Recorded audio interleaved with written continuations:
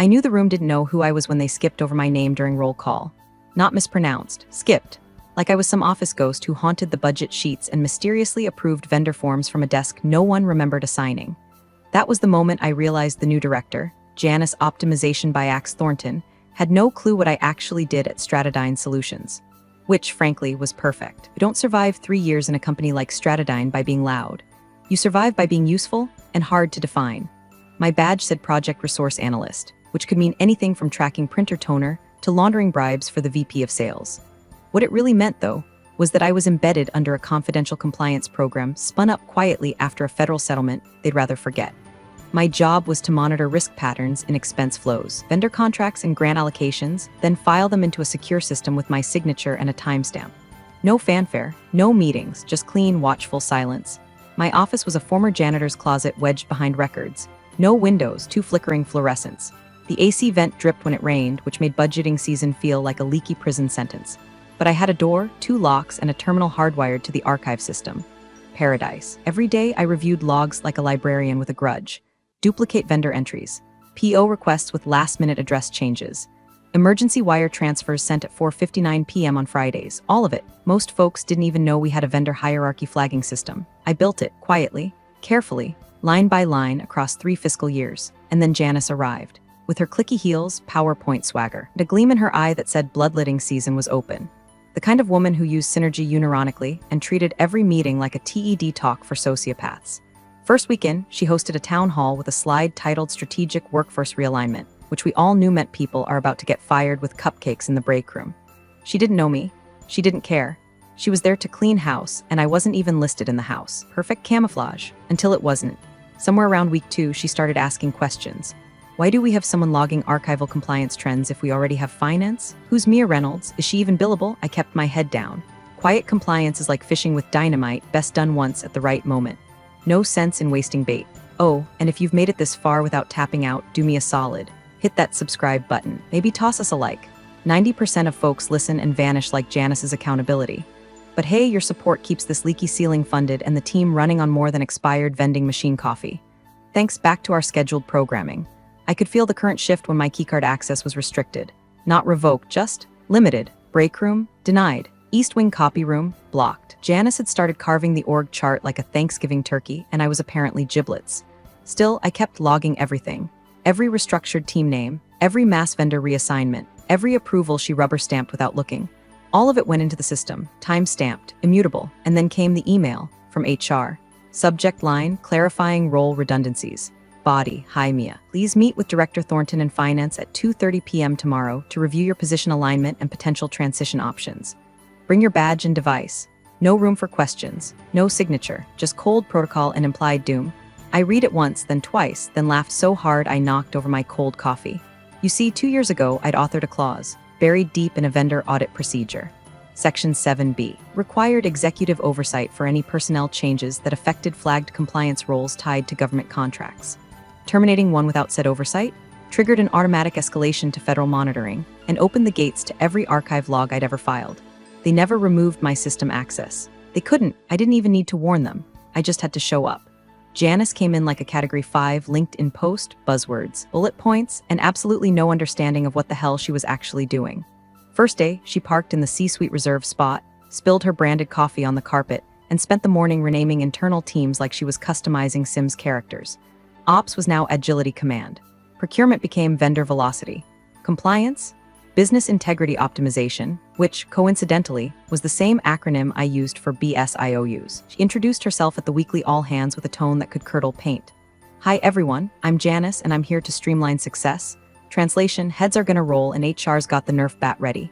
I sat in the back of the room near the door, standard ghost consultant position. She skipped over me in introductions, twice, not out of malice, just pure radiant ignorance. To her, I was furniture. Maybe a vendor, maybe an intern, either way. Not important enough to register. It was almost beautiful, until the reorg spreadsheet surfaced. Janice, in her infinite wisdom, decided the entire department needed to be resurfaced structurally, which meant Excel hell for HR and a color-coded bloodbath for the rest of us. Everyone had to be plotted, ranked, and reallocated. Boxes, roles, chains of command. But guess who didn't have a box? Me. There I was, Mia Reynolds, left off every chart matrix. Team map, no dotted lines. No hard lines, not even a question mark in the margins.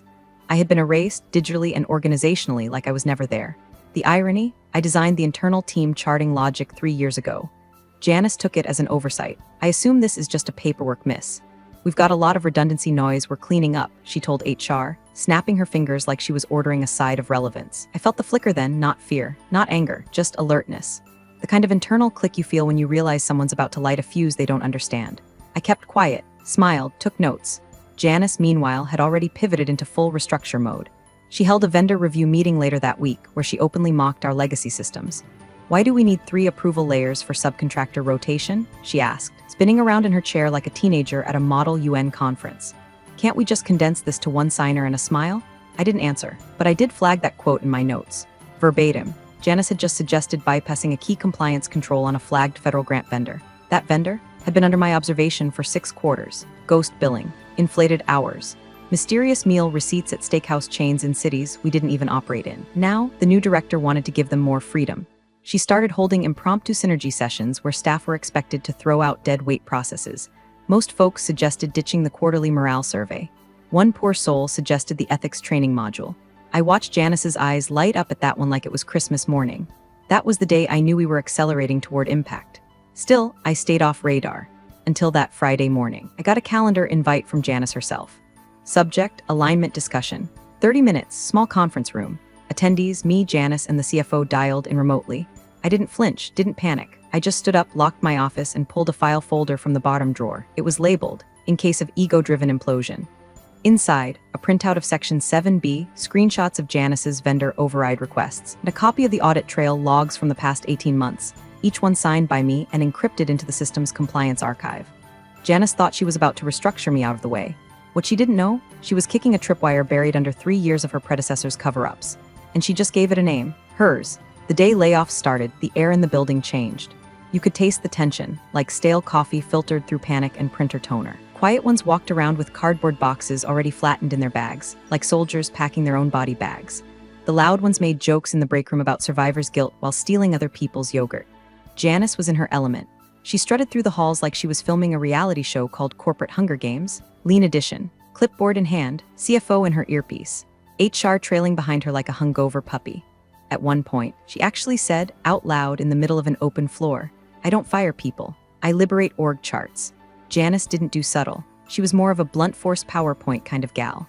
Departments were gutted under the label of vendor reassessment. Her logic? Why have in-house when you can outsource and call it innovation?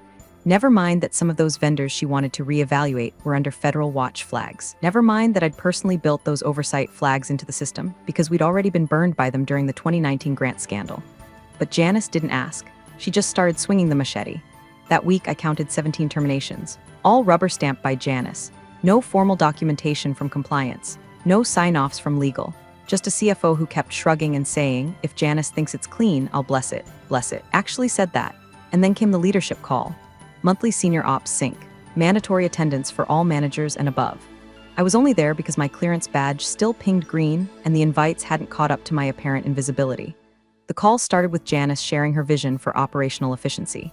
She used phrases like sharpening the blade and cutting dead weight so many times, I thought she was reading from a Dexter script. And she opened it up for questions. That's when someone, I think it was Naveen from legal, asked innocently, "Hey, can someone clarify what Mia Reynolds' current function is? She's not mapped under Janice's org, but she's still on the system's list." Janice didn't hesitate. "Oh, Mia, I looked into that. Looks like an old role that was never properly sunset. Some sort of archival analyst? I mean, lovely person, I'm sure, but we've got AI now. You don't need people logging spreadsheets in a closet." And she laughed. She actually laughed like she'd just delivered a zinger on late-night TV. A few others chuckled too, those little performative office giggles people give when they're trying not to get fired themselves. I didn't say a word. I just muted my mic, opened my audit dashboard, and checked the auto-escalation timer I'd coded into the compliance interface. 30 days without proper review on a flagged termination sequence, and it would automatically alert our external auditors. Janice had started the clock without knowing it. Later that afternoon, she sent me an email. Subject, alignment follow-up. Body, hi Mia, following up on our discussion. Please prepare a summary of your current functions, time allocations, and perceived value add within 48 hours. I didn't reply. I didn't have to. She wasn't asking. She was building a paper trail. Something to justify cutting me loose without triggering alarm bells. But she didn't know I was the alarm bell. Every audit trail, every vendor override, Every compliance trigger embedded in our contract systems had one name attached to the review stamp, mine. You don't delete the tripwire and expect the minefield to disappear.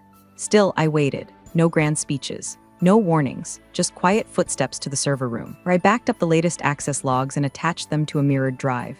Pressure was building, you could feel it. Emails came slower. Janice started copying fewer people on her decisions. Finance went from we're aligned to let's circle back. And the best part, she thought I was too passive to notice. She mistook my silence for compliance. She didn't realize it was patience. Loaded, counting down.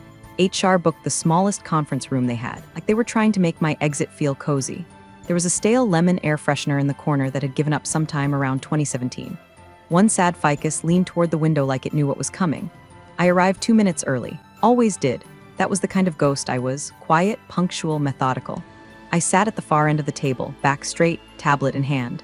Janice strolled in like she'd just aced a Shark Tank pitch. All smug grin and let's get this over with energy. Her blazer was brighter than usual, some blinding coral power suit like she'd dressed to be the star of her own execution video. HR trailed behind her, carrying a manila folder with my name on it like a waiter delivering your last meal. On screen, the CFO was already dialed in. Camera off, audio hot. Good afternoon, Mia, Janice said, settling into her seat across from me. Thanks for coming in. I'll be brief since I know you're detail-oriented. I didn't answer. I didn't nod.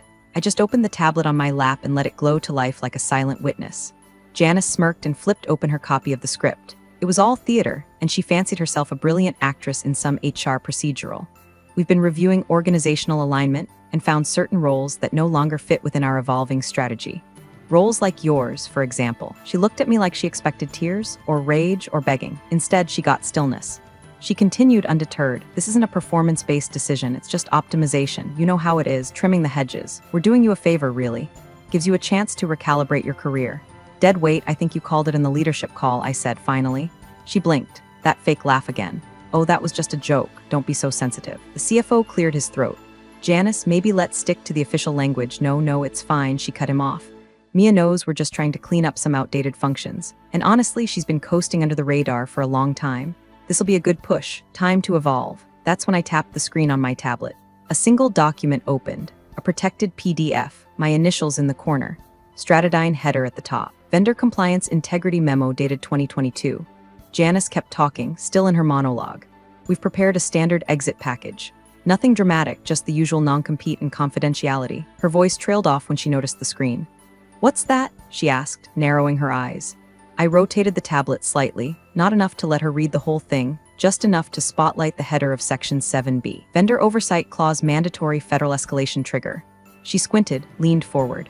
I could see the wheels turning in her brain, slow, unfamiliar wheels that didn't like being woken up. The CFO spoke, his voice suddenly clipped. Mia, where did you get that? It's mine, I said simply. I wrote it. You both signed off on it 2 years ago during the vendor restructure after the failed grant audits. Janice looked at the screen, then at me, and back at the screen like she was waiting for the words to change. I'm sorry, I don't understand what this is, she said. Of course you don't, I said. That's the problem. HR glanced between us, eyes wide, like she'd just walked into a hostage negotiation she wasn't trained for. Janice pointed at the clause. This, whatever this is, it doesn't matter. We've already got legal clearance. The CFO coughed. Loudly. Mia, he said, voice suddenly tight. Is this tied to the flagged vendor under the federal compliance monitor? I didn't answer. I didn't have to. Janice's expression flickered, smirk faltering, eyes darting. I'm sure we can review this. Maybe it's outdated. It's not, I said, tapping the timestamp on the screen. Last verified 36 days ago. And this meeting just logged a compliance event. She paled. The room went quiet. The CFO muttered something, possibly a curse, and then without another word. Disconnected from the call. Gone. Janice was alone now, no backup, no script. I closed the tablet, stood, and calmly placed it in my bag. I looked at Janice one last time, not with anger, not even satisfaction, just certainty. You really should read what you sign, I said, and walked out, leaving her in the lemon-scented silence. The door didn't slam behind me. I didn't storm out or throw a dramatic glance over my shoulder. I just walked, slow, deliberate, like I was leaving a dentist's office, not detonating a multi-million-dollar liability bomb. That was the thing about silence. When deployed right, it sounds like thunder after the fact. Back in my office, I didn't sit. Just stood by the window, wall with a vent, technically watching dust particles dance in the flickering fluorescence. The quiet buzz of the overhead light matched the hum in my skull. The game was moving now. I tapped the clause. The logs were pinged. The internal monitoring system had timestamped the event and already cross-referenced it with our flagged vendor list.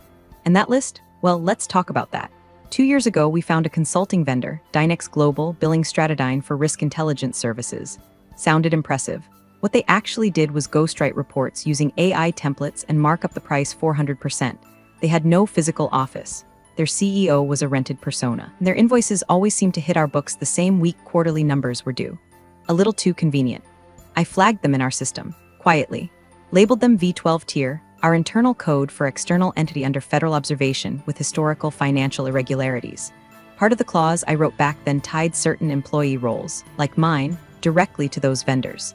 Fire the wrong person without going through compliance protocols. Tripped an escalation. It wasn't just company policy. It was part of our post-settlement agreement with the feds. The clause was dry, bureaucratic, and invisible to anyone who skimmed, but it was real, and Janice had just stomped right through it like it was a welcome mat. 10 minutes after the meeting, the CFO called back. I didn't pick up. I let it ring out once, twice, then went to voicemail. Not out of spite, timing, let him stew. Let the panic blossom into action. 20 minutes later, I got an internal ping from legal. Subject, review request, vendor escalation clause, now that was fast. I walked to the records server room, keyed in my clearance, slipped past the humming machines, and pulled the backup I'd archived the week prior. Just in case. Because I knew Janice was the type to delete first and ask questions during depositions. As the backup loaded, my screen filled with green rows of vendor logs, staff approvals, and compliance chains. All pristine, all traceable. And right there, shining like a neon I told you so, was the audit trail from Dynex Global, marked flagged with the most recent entry being termination of internal contractor with oversight designation. Time 2:42 p.m. Triggered by J. Thornton, I didn't smile, not because I wasn't satisfied, but because there was too much work left to do. At 3:10, my desk phone rang. I answered on the third ring. Not too eager, not too cold. Mia, the CFO's voice crackled, tight, edged. I need to clarify something from earlier. That clause you pulled up, yes, I said, already knowing where this was going. He hesitated. I imagined him sweating through a tailored button-down in his glass office, legal already circling like buzzards.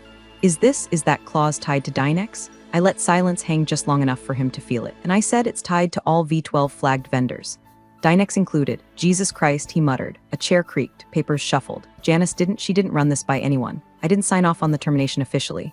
There was no compliance consult. Nothing in the chain, I said nothing. He continued, quieter now. Mia, the clause, does it trigger automatic escalation? Yes, to who? Federal contract oversight via the compliance relay.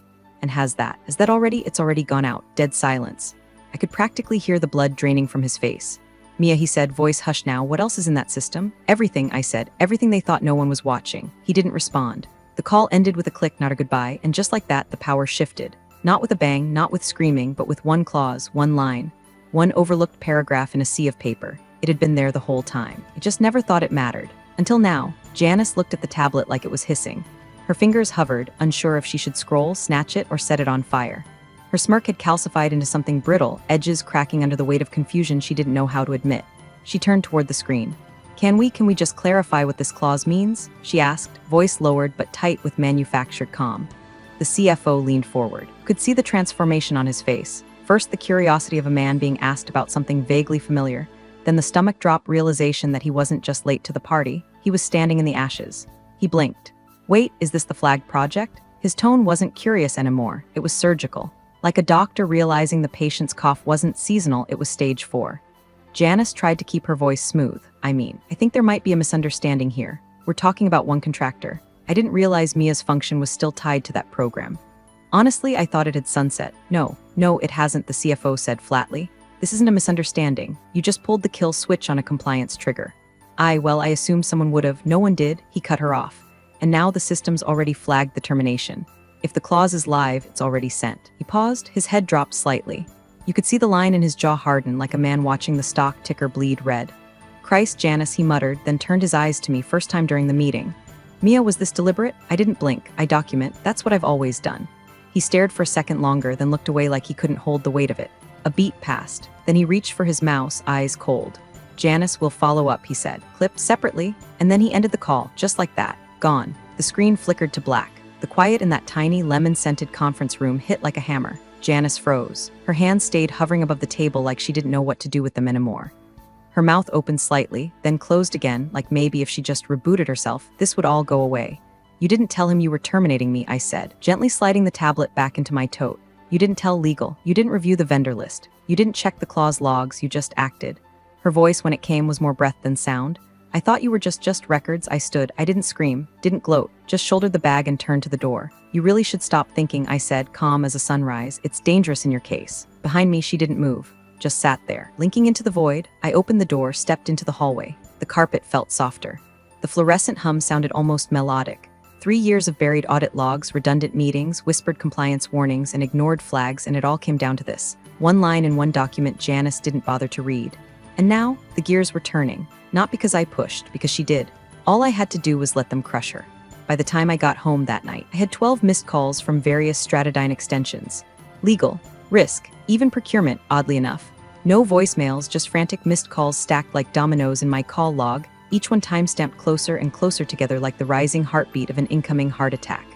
I didn't answer any of them. I poured myself a glass of Cabernet, turned off my phone, and let the silence wrap around me like an old friend. Meanwhile, back in the Stratodyne trenches, the machine I'd quietly engineered for 3 years was coming to life with surgical efficiency. The federal compliance alert had already landed. The system was designed that way. Once a flagged contractor was removed from a monitored vendor chain without proper authorization, the internal risk protocol auto-escalated.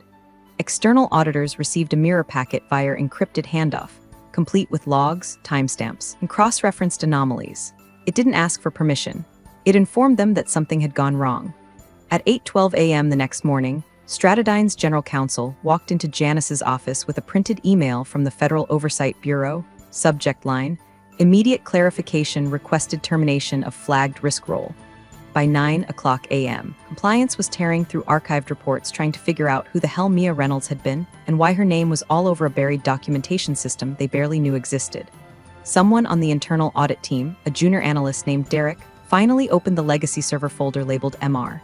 Recon do not modify. Inside, 37 compliance reports, each one annotated, cross-indexed, bulletproof, each one naming Janice, or someone in her chain, as authorizing override decisions on vendor approvals without appropriate reviews. Some were minor. A few were gray areas, but a handful tied directly to the post-settlement remediation contract Stratodyne had signed with the feds in 2021, the one that came with very specific rules, very specific language, and very real consequences for material compliance interference. Janice didn't know the phrase at first. She learned it when legal read it aloud to her in a closed-door meeting that afternoon. According to what my contact in Risk later told me, whispered through a signal message with one eye over their shoulder, Janice tried to claim the clause was ambiguous. Said I never made my role clear, that I operated in the shadows. But then they found the internal onboarding memo, the one signed by the former CFO, stamped confidential, outlining my role as Stratodyne's embedded compliance monitor for high-risk vendor contracts. Dated, sealed, untouched. Turns out I wasn't just some analyst lurking near records. I was the safeguard, the fail-safe written into their settlement to prove good faith. The human trigger for a system designed to detect exactly the kind of reckless, short-sighted behavior Janice had served up like an amuse-bouch at her own firing party. Within 48 hours, 3 things happened. Legal requested a full timeline of Janice's actions from the day she was hired.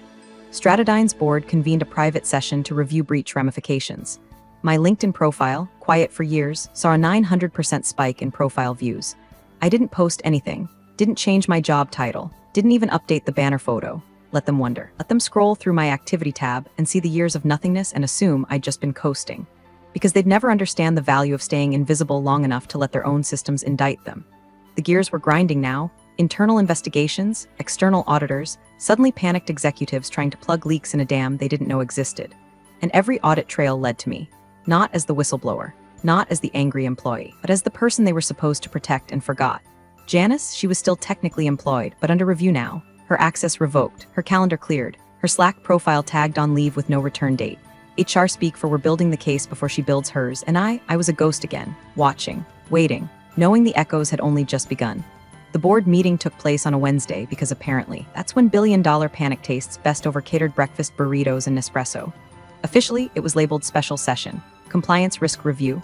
Unofficially, it was Janice's funeral and the CFO's confession booth. They held it in the glass-walled executive conference room on the 23rd floor. The one with the skyline view no one actually enjoyed because the room was always freezing and smelled faintly of burnt toner and expensive failure. Inside, he had gathered the full board, legal, internal risk, a federal compliance liaison in a navy suit with no sense of humor, and one nervous executive assistant who kept refilling coffee like it was holy water. The presentation began with a single slide. Mia Reynolds Oversight Role Classification, TIRA Compliance Asset Post-Settlement Designation. The room reportedly went silent, like someone just confessed to murder silent. Then the VP of Audit cleared her throat and began reading excerpts from the original 2021 settlement agreement. Highlighted in red, because Stratodine loves color-coded doom. Right there in black and white, buried on page 48, was the clause. All designated Tier A compliance assets are to be protected from direct termination, reassignment, or reorganization, without joint approval from legal and federal oversight. Only person on record for terminating such an asset? Janice Thornton. Worse, she hadn't even known what a Tier A asset was. The VP flipped to the next slide. A scanned email from early March, subject line flag review needed MR, assignment status. The recipient Janice, she never opened it. Another email, this time from internal risk, role mapping gaps urgent, do not modify flagged positions without legal. Same recipient, marked as read. No response. One more, this one from the old compliance officer who had since retired. Sent the week Janice was onboarded. Confidential role notes do not alter. Janice had replied, understood, will streamline as needed. The CFO shifted in his chair, his face pale. He tried weakly to claim confusion. She never briefed me on the classification. I assumed Mia was just back-end support. The federal liaison, who hadn't spoken until that point, interrupted. That assumption cost you oversight compliance. Your system registered a Tier A trigger, and now we're here. The board members weren't yelling. Stratodine's board didn't yell. They did something worse. They asked for printed copies. They took notes in leather-bound notebooks. One of them adjusted his tie 5 times in 30 seconds, like he was trying to strangle the regret out of his own neck. And in the middle of it all was my name. Not as a disgruntled employee, not as a ghost, but as a safeguard, a living clause, a human firewall, a relic of a federal deal they thought they could file away in a cabinet and forget. One board member asked, why didn't anyone know who she was? The VP of Audit answered without missing a beat, because she was doing her job right.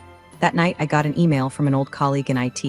Subject, they know now. Body, you should have seen their faces. It was like watching someone realize the call was coming from inside the house, and the house had been recording them the whole time. I didn't reply, just sat in the dark, rereading the email like it was a poem. I wasn't angry. I wasn't smug. I was tired, but in the way someone's tired after laying a trap and finally hearing it snap shut. They were beginning to understand, not just what I had been, but what I still was. Emergency board meeting took place in the early hours of Monday, because nothing says crisis like 7 suits in a room before sunrise, with no coffee strong enough to fix what's broken. The doors were shut, phones confiscated. No assistants, no smiles, no slide decks. Just a handful of people trying to triage the wreckage before the markets opened. Janice sat at the end of the table, a pale imitation of the power player she once styled herself to be. Gone was the coral blazer. She wore muted gray now, like the color could camouflage her in shame. Her notes were untouched. Her voice, when she used it, cracked from disuse and defeat. They gave her 5 minutes to explain herself. She lasted 2. I wasn't told Mia's role was protected, she began, hands trembling around a folder she didn't dare open. Her title wasn't clear, and there were no explicit warnings. I was working with limited information. The general counsel cut her off. Janice, you received multiple alerts, 3 emails from compliance, 1 from legal. System pings, you replied to one of them saying you'd streamline as needed. You were explicitly warned. I didn't think no, the CFO snapped. You didn't. The federal liaison was present again, seated in the corner like a quiet executioner. He didn't speak until legal asked about penalty projections. Worst case, legal said, looking at mandatory audits for all flagged vendors across 3 fiscal years. Grant clawbacks, suspension of government contracts. Best guess? Low 8 figures in fines. Minimum, no one cursed, they didn't need to. The silence in that room was louder than any obscenity. The chair of the board spoke next, calm, composed. Do we believe Janice's actions meet the threshold for cause under executive separation terms? A unanimous nod followed. The vote was swift. Janice Thornton terminated for cause. All severance voided. NDA enforced. Reputation shredded not by rumor but by receipts. They didn't even look her in the eye as she gathered her things. One director turned his chair slightly, as if allergic to the moment. Another scribbled something into a notebook he'd probably burn later. And just like that, the hurricane Janice had brought with her was over. The damage, however, had only begun to be measured. 3 days later, I was seated in a sunlit cafe 2 blocks from a co-working space I'd recently rented under my new LLC, Reynolds Risk Consulting. Same laptop, new card, clean slate. I sipped espresso and scanned my inbox. 4 new messages. 2 were federal confirmations. One was from a former colleague, simply said you won. The 4th was a contact request from Stratodine's largest competitor. Subject line, discreet inquiry. Body, Miss Reynolds. I've been reviewing recent events and would like to speak with someone who understands proactive compliance defense and foresight. Your discretion is assumed. Let us know if you're open to a conversation. No fluff, no pitch deck. Just the quiet acknowledgement of a skill no one respected until it nearly destroyed them. I smiled, tapped the message, and started for follow-up. My phone buzzed again, a reminder that my schedule was clear. No one watching over me. No one ignoring my warnings. No one calling me just records. I pulled out my tablet, opened the compliance dashboard I'd rebuilt from scratch in my own environment. Streamlined, secure, mine. I tapped one line at the top of the screen. Termination clause, trigger history, Janice Thornton. Then I closed the tablet, leaned back in my chair, and let the afternoon sun warm my face. They called me a liability, I whispered to no one in particular. I just let them prove it. You're the real MVPs of the office jungle. Thanks for watching.